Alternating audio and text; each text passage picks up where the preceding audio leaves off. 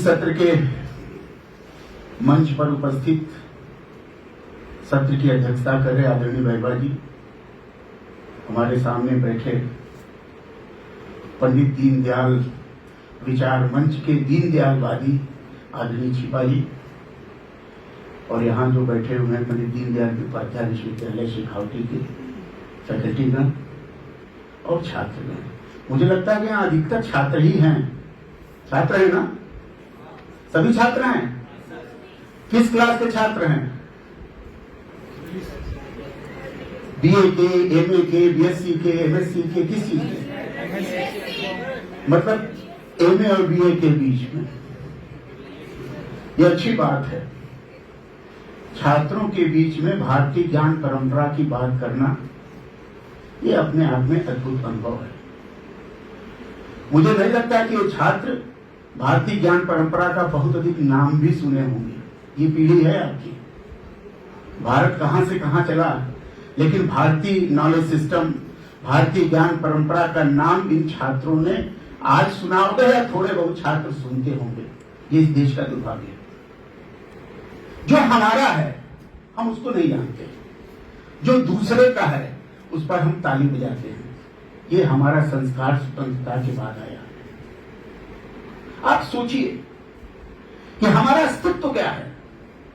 हम जिस देश के नागरिक हैं, जिस देश का नाम सुन करके हम गौरव करते हैं, भारत माता की जय बोलते हैं, वंदे मातरम बोलते हैं, हम यही नहीं जानते कि हमारी भारत माँ कैसे है, हम माँ की बरका बंदे कैसे करते हैं, ये हम नहीं जानते।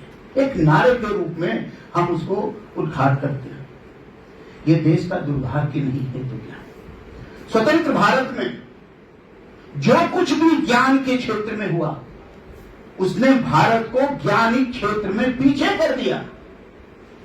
कोविड काल के बाद जब दुनिया में विचारों का संकट पैदा हुआ, तो दुनिया यह मानने लगी कि कहां का विचार, कौन सा विचार, कहां व्यक्तिवाद गया, कहां उपयोगितावाद गया, कहां मार्क्सवाद गया, कहां ये सारे फेमिनिज्म गया, ये सारे के सारे वाद प्रतिवाद विचार ये कोविड काल में खत्म हो गए थे।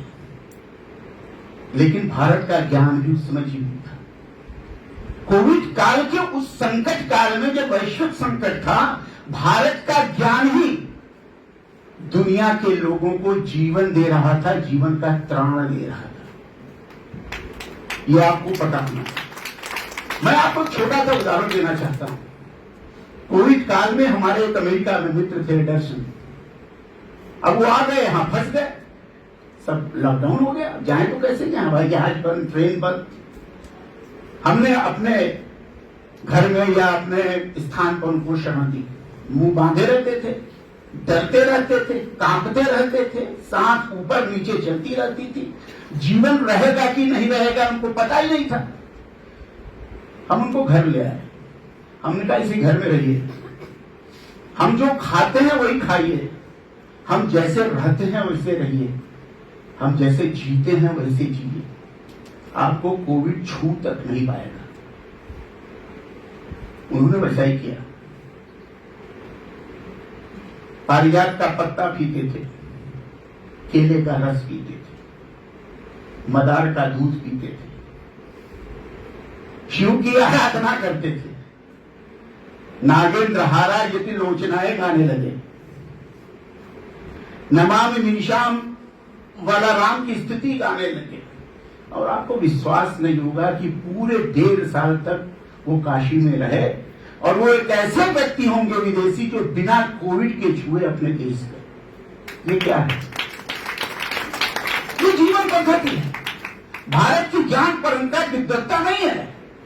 भारत की ज्ञान परंपरा कोई किताबी चीज नहीं है। भारत की ज्ञान परंपरा जीवन की पद्धति है, और जीवन की पद्धति से निकल करके जो ज्ञान आता है वो भारत की ज्ञान परंपरा है। किताब में नहीं लिखा गया। आपने टॉपिक दिया कि पंडित दीनदयाल उपाध्याय, भारतीय ज्ञान के प्रेरणा पंडित दीनदयाल उपाध्याय। मैं आपसे निवेदन पूर्वक कहना चाहता हूं, अगर आज पंडित दीनदयाल उपाध्याय जी यहां बैठे होते और आप उनके सामने विषय लाते तो नाराजी होते। प्रणेता कौन हो सकता है भारतीय ज्ञान का? भारतीय ज्ञान का व्याख्याता हो सकता है, भारतीय ज्ञान का विस्तारकर्ता हो सकता है, भारतीय ज्ञान का शोधकर्ता हो सकता है, भारतीय ज्ञान का कथाकार हो सकता है, लेकिन भारतीय ज्ञान का प्रणेता नहीं हो सकता। भारतीय ज्ञान का प्रणेता ऋत है, जिसको हम प्रकृति कहते हैं। दुनिया में एकमात्र भारत का ज्ञान है जो प्रकृति से संचालित होती है, जिसकी भाषा प्रकृति ने लिखी, ऋत ने लिखा, जिसको विस्तृत किया प्रकृति ने किया। इसलिए प्रकृतिवादी भारतीय ज्ञान मूल्य का एक प्रमुख स्रोत है। हम ज्ञान के स्रोत मान लेते हैं भारत के, जैसे महेश जी ने कहा कि ज्ञान तो ज्ञान है, स्रोत भारतीय क्यों लगाएं? अरे भैया, ज्ञान तो ज्ञान है, भारतीय नहीं लगाएंगे तो हम कैसे पहचानेंगे कि कहां का ज्ञान है? हमको ज्ञान भी तो पता होना चाहिए। एक और उदाहरण आपको देता हूं। आज के देश भर के विश्वविद्यालय में बड़े बड़े विद्वान घूम रहे हैं, इतने बड़े विद्वान घूम रहे हैं कि उनकी कल्पना आप नहीं कर सकते। जिस विश्वविद्यालय में जाइए, वहां पहला सवाल उठता है कि do you know Indian knowledge system?